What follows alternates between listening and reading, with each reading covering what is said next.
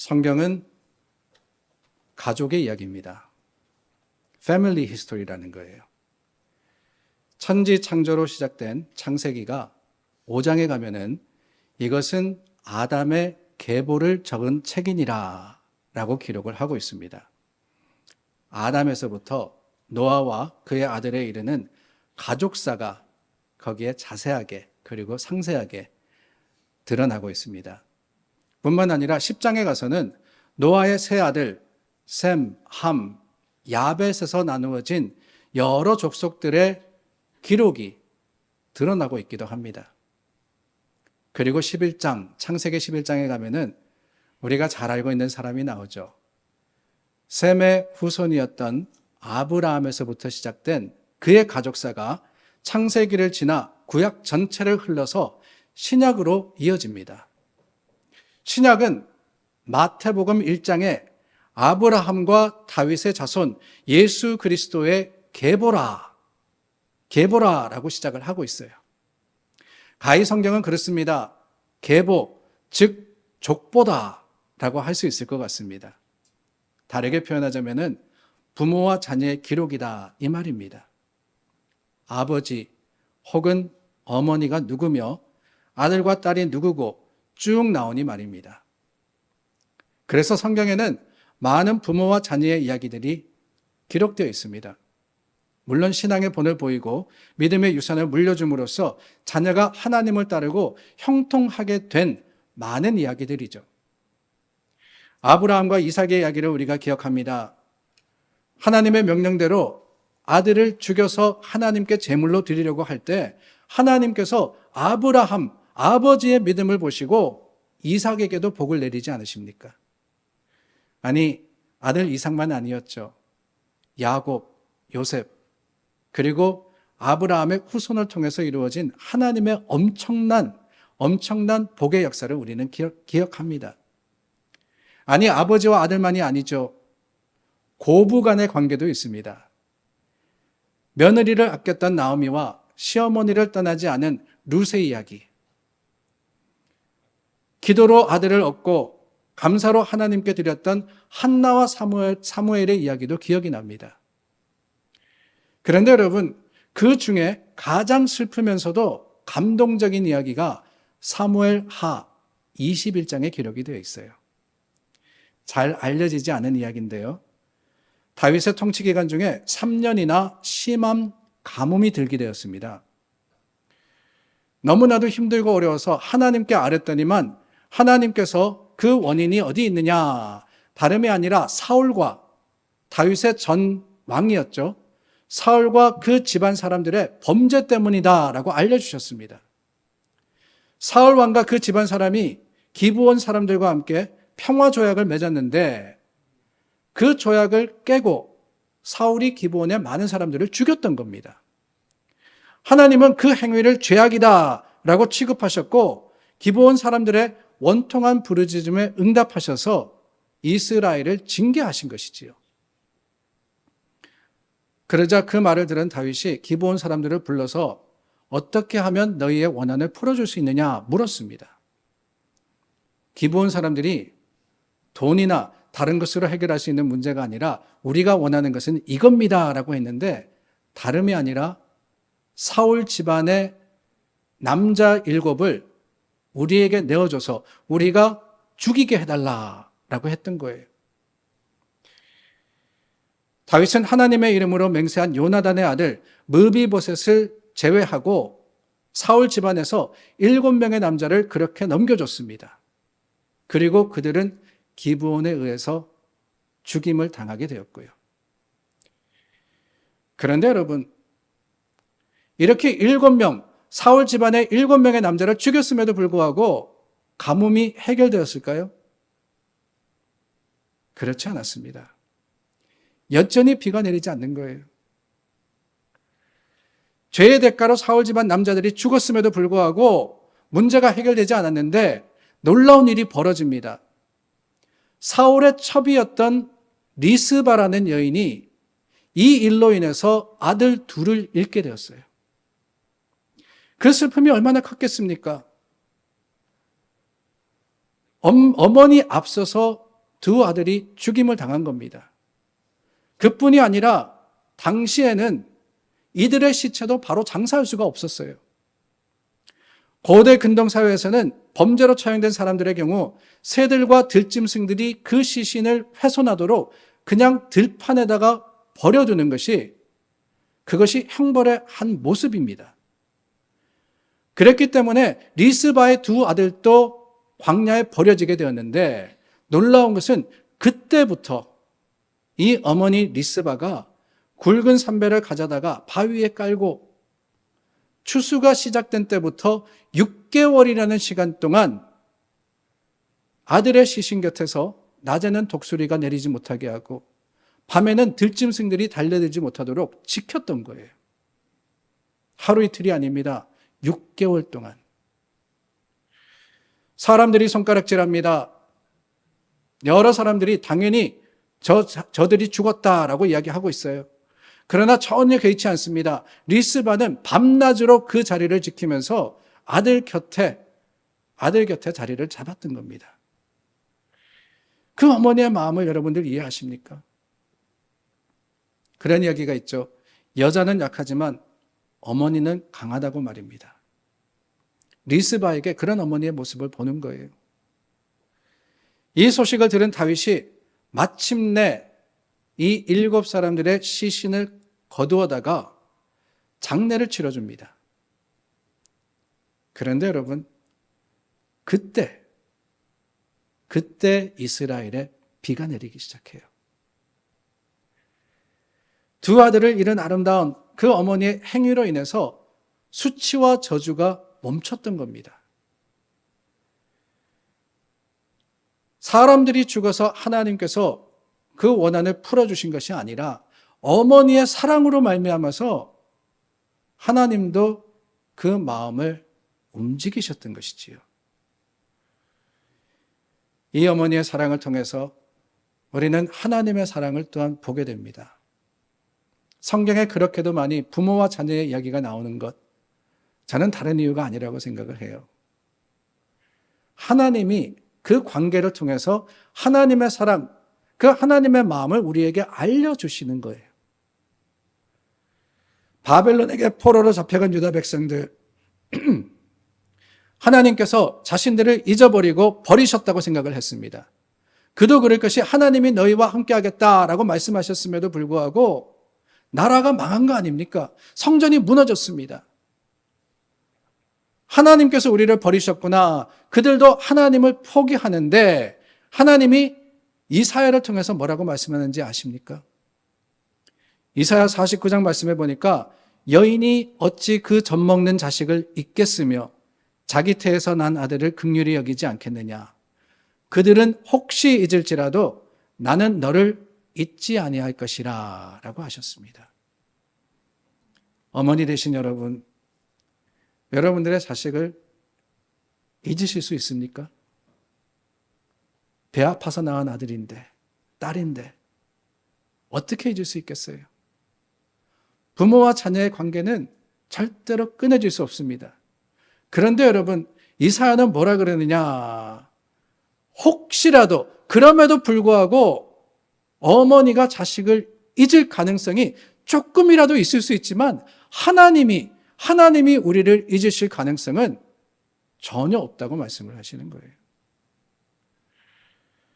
하나님은 하나님의 백성들을 놓지 않으시는 겁니다. 우리가 가정의 달, 부모와 자녀의 관계에 대해서 나누는 것도 그래요. 서로 잘하자, 효도하고 잘 키우자, 그게 다가 아닙니다. 그 관계 속에서 하나님과 우리의 모습을 우리는 보기 때문에 성경에 나오는 부모와 자녀의 관계를 통해서 그 하나님을 만나는 겁니다. 하나님이 우리를 사랑하시듯 우리도 서로 사랑하는 것, 부모와 자녀가 사랑과 믿음으로 하나 되는 것이 하나님의 뜻이자 하나님의 섭리라는 것이지요. 그런데 여러분, 성경에 이렇게 아름다운 이야기만 있으면 얼마나 좋겠어요. 성경에는 오히려 자식을 망치고 본인도 망한 그런 부모와 자녀의 이야기도 있습니다. 대표적으로 사무엘 때 사사였던 엘리라는 사람이죠. 그의 두 아들들 홈리와 비느하스는 행실이 나빴다라고 사무엘상 2장에 기록을 하고 있습니다. 하나님을 두려워하지 않았어요. 그래서 하나님께 바치는 예물 중에 가장 좋은 것을 가로채고 성전에서 수종드는 여성들을, 그 여인들을 추행했습니다. 백성들 사이에 나쁜 소문이 퍼지게 됩니다. 근데 그 이야기를 들은 엘리가 뭐라 그러느냐? 아들들아, 그리하지 마라. 내게 들리는 소문이 좋지 아니하니라. 아들들이 하나님을 경외하지 않는다는 그 사실에 마음 아파하기는 오히려 소문이 좋지 않다고 그저 미적지근하게 그런 이야기를 하니 이 아들들의 행위가 고쳐지겠습니까? 아버지의 말을 들을 리가 없습니다. 계속해서 악한 짓을 저지릅니다. 결국에는 하나님의 진노를 사서 두 사람이 블레셋과의 전투에서 같이 죽게 됩니다. 두 아들이 같이 죽게 돼요. 그것만이 아닙니다. 이 아들의 악한 행위로 인해서 그날에 이스라엘 사람 3만 명이 전투에서 사망하고, 더 큰 어려움은 하나님의 언약궤를 홈리와 비느하스가 전장터에 마음대로 가져갔다가 블레셋에게 뺏기는 일이 벌어진 겁니다. 이 기막힌 소식을 들은 엘리가 너무나도 놀라서 뒤로 자빠져 목이 부러져 죽게 되고요. 얼마나 안타까운 일입니까? 아니, 한 부모가 자녀들을 잘못 양육한 정도가 아니라 성경에는 한 세대가 실수한 기록도 있습니다. 출애굽기, 레위기, 민수기, 신명기, 이 네 책은 출애굽을 경험한 출애굽 1세대의 기록입니다. 그 다음에 나오는 여호수아는 출애굽 2세대를 다룬 역사고, 사사기는 출애굽 3세대 이후의 역사를 기록을 하고 있습니다. 그런데 여러분, 그 말씀을 가만히 읽다 보면은 출애굽 1세대는 우리가 잘 알듯이 애굽에서 태어나 애굽에서 자란 세대 아닙니까? 노예의 자손으로 태어나서 노예 일을 했던 사람들입니다. 그러다 보니까 광야 여정, 그 40년의 길을 가면서도 조금만 힘들면은 노예 근성이 나오는 거예요. 애굽으로 돌아가자. 그 애굽에서는 애굽 사람들이 우리를 먹여주지 않았냐? 우리가 그래도 노예 생활 했지만은 지금보다는 낫지 않았냐? 자꾸 과거를 돌아보는 거예요. 이들이 어떤 사람들입니까? 하나님께서 애굽에 10가지의 재앙을 내리신 것을 직접 보고 경험한 사람들 아닙니까? 홍해가 갈라져서 그 마른 것을 지나가게 되었고, 그것만이 아닙니다. 그 뒤를 쫓던 애굽 군대가 물에 빠져 죽는 것을 경험한 사람들이었어요. 낮에는 구름 기둥으로, 밤에는 불 기둥으로 자신들을 40년 동안 인도하시는 그 하나님을 경험하고 하나님을 만나고 하나님과 함께 한 세대였음에도 불구하고 이들은 광야 생활이 힘들다고 원망하고 불평했습니다. 결정적으로 가나안 정탐꾼들이 약속의 땅을 다 돌아보고 와서 부정적으로 보고할 때 이 백성들이 낙심해서 밤새도록 통곡했다 그랬어요. 그리고는 뭐라 그러느냐? 우리가 애굽 땅에서 죽었거나 이 광야에서 죽었다면 더 좋았을 것이다 라고 합니다. 하나님의 약속과 하나님의 계획이 있음에도 불구하고 자신들 마음대로 판단했던 것이지요. 결국에는 그들이 말한 대로 여호수아와 갈렙을 제외하고는 이들 중 어느 누구도 가나안 땅에 들어가지 못합니다. 출애굽 2세대에 대해서 말씀을 드렸습니다. 여호수아서에 기록이 되어 있는데 이들은 애굽에서 나올 때 20살 이하거나 광야에서 태어나 자란 사람들입니다. 이민 2세대라고 할 수 있을 것 같아요. 그들은 1세대가 믿음으로 행동하지 못하다가 광야에서 죽는 것을 목격한 세대입니다. 가나안 땅에 들어가기는 들어갔습니다. 그 땅을 전쟁에서 차지합니다. 그러나 여러분, 여호수아서의 기록을 보면은 그럼에도 불구하고 하나님의 명령대로 경건하고 구별되게 생활하지 못했던 것을 보게 됩니다. 여기저기서 작고 큰 타협을 하더라는 거예요. 하나님께서 다 몰아내라 하셨음에도 불구하고 자신들의 편리에 따라서 봐줍니다. 저 땅을 차지하라 했음에도 불구하고 하나님 그 땅은 너무 힘듭니다. 거칩니다. 이곳이 좋사오니 라고 했던 것이 2세대였어요. 그런데 여러분 더 큰 문제가 뭔지 아십니까? 이 2세대가 지나서 이어진 3세대는 물질적으로 풍요하고 전쟁도 그친 평화시대의 가나안에서 태어난 사람들입니다. 2세대가 가나안 땅을 정복하였으나 문제는 뭐냐? 이 3세대는 그것이 하나님의 은혜인 줄을 잃어버리게 됩니다. 당연히 주어진 것으로 생각하고 하나님을 믿는 신용만 했지 오히려 가나안 사람들의 영향을 받아서 하나님 대신에 이방신들을 섬겼던 것이 이 3세대의 모습이었어요.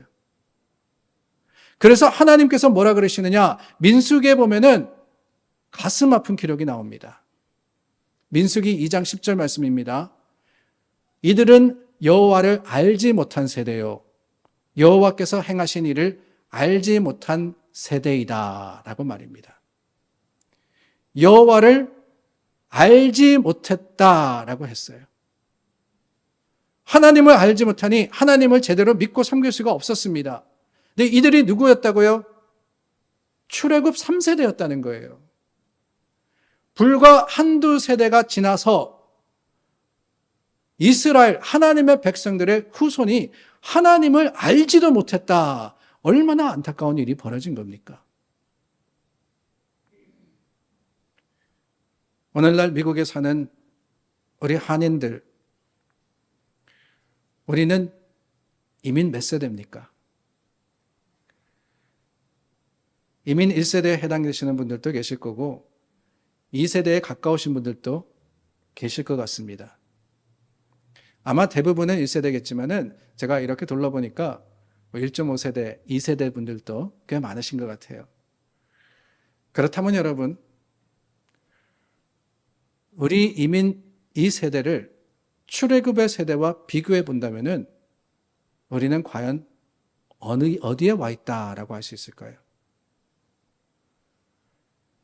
이곳에 정착해서 자녀들이 장성하고 자리를 잡고 하기 때문에 1세대가 지나서 2세대 시대를 살고 있느냐?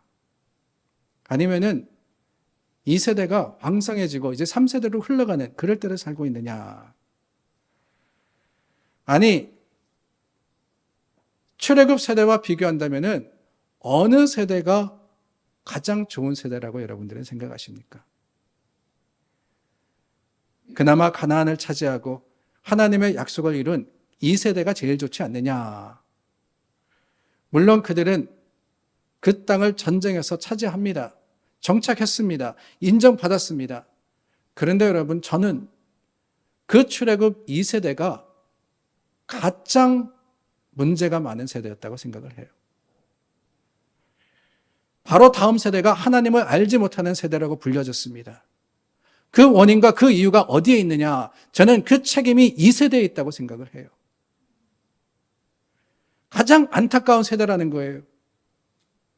하나님의 말씀을 제대로 가르치지 못해서 그런 거 아닙니까? 하나님을 알았고 하나님께서 약속하신 대로 가나안 땅을 차지하게 했지만은 그 땅에 정착하면서 하나님을 향한 믿음과 신앙이 그들의 삶에 온전하게 뿌리 잡지 못했기 때문에 비록 한 세대밖에 흐르지 않았지만은 그 다음 세대가 하나님을 알지 못했다라고 하는 거 아니겠습니까?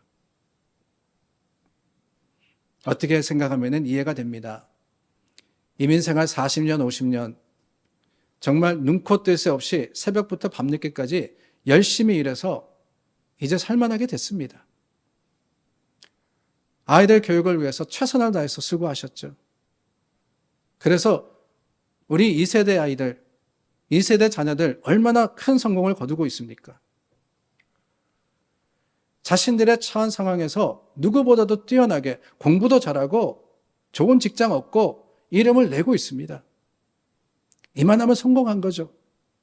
이만하면은 어떤 다른 이민 민족을 보더라도 우리 한인들이 최고다. 그럴 수 있지 않겠어요? 그런데 여러분,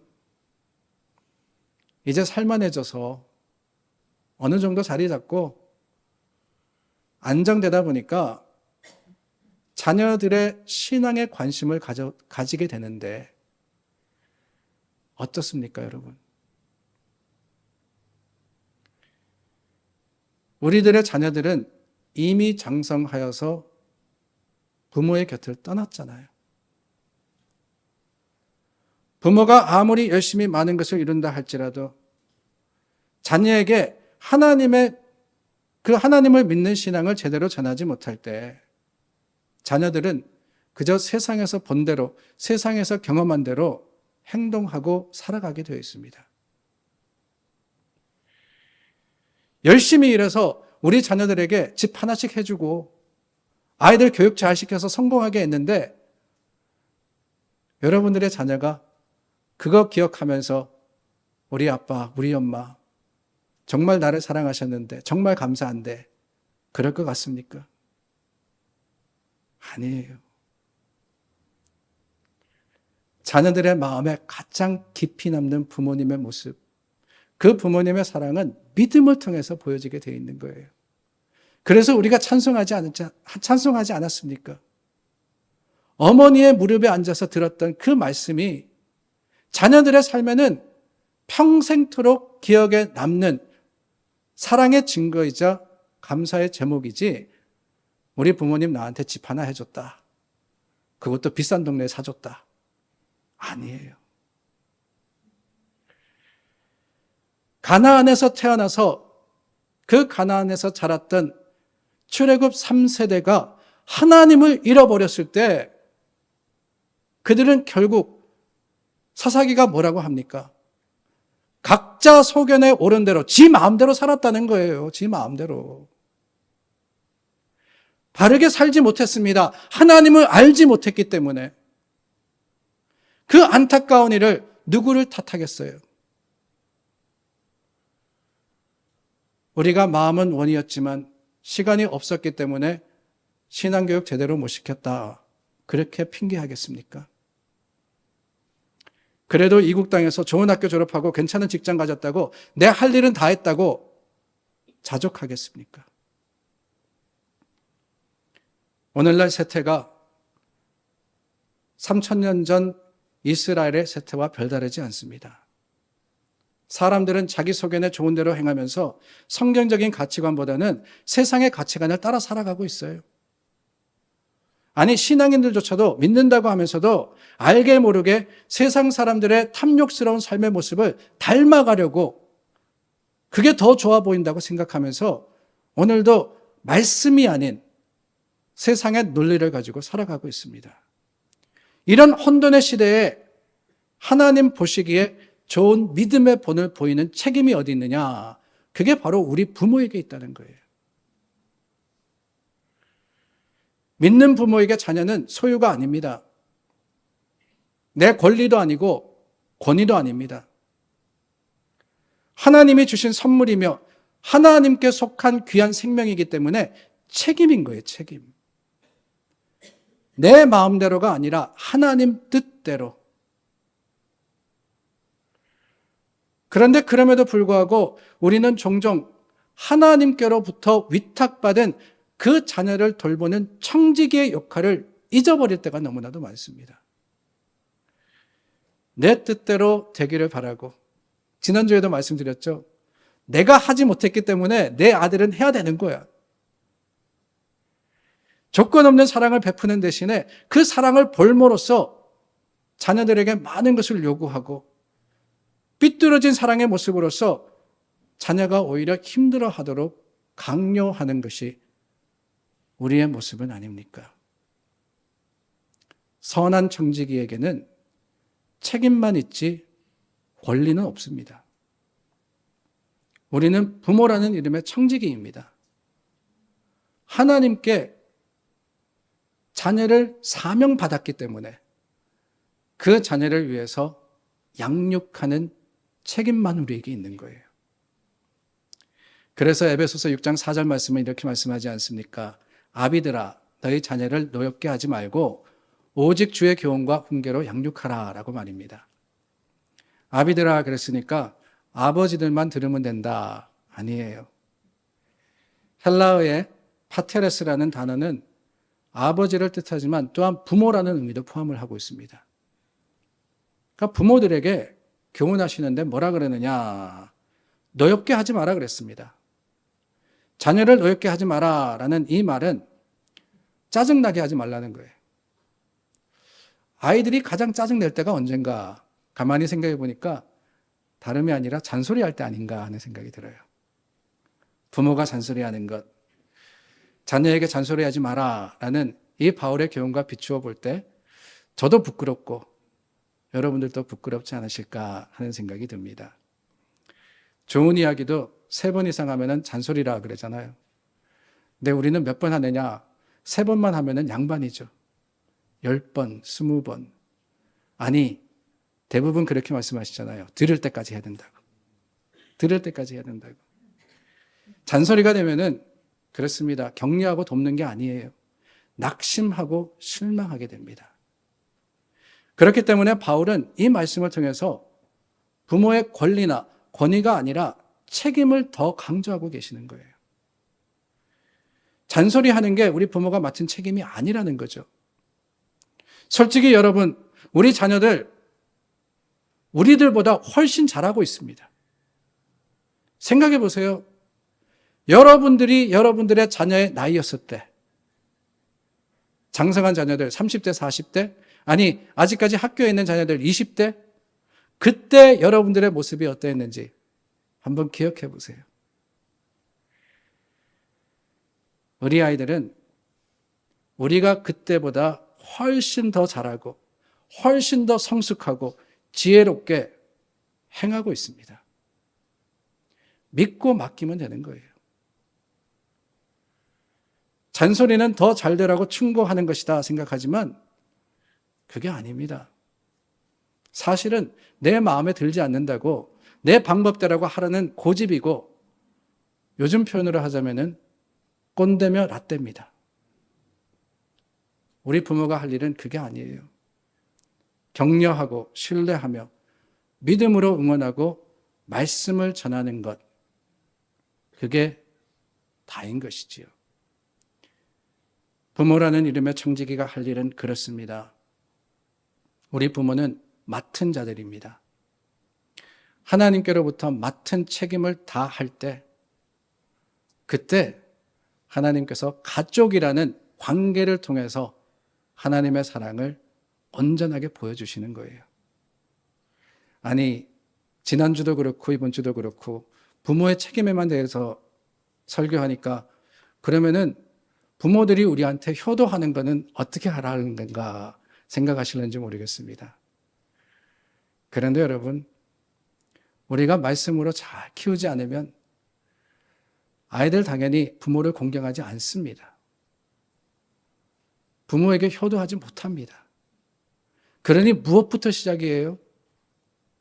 내가 부모로서 대접받는 것에서부터 시작하는 게 아니라 내가 부모로서 책임을 다하는 데서부터 거기에 아름다운 관계와 감사의 기쁨이 있다라는 사실 때문에 저와 여러분들 부모의 책임에 대해서 거듭거듭 나누는 겁니다. 하나님께서 우리에게 맡겨주신 자녀, 각 가정의 자녀만이 아니라 교회 자녀들이 있습니다. 이들을 위해서도 기도하고 하나님이 우리에게 주신 책임을 다하는 그런 교회가 될 수 있기를 예수님의 이름으로 간절히 소망합니다.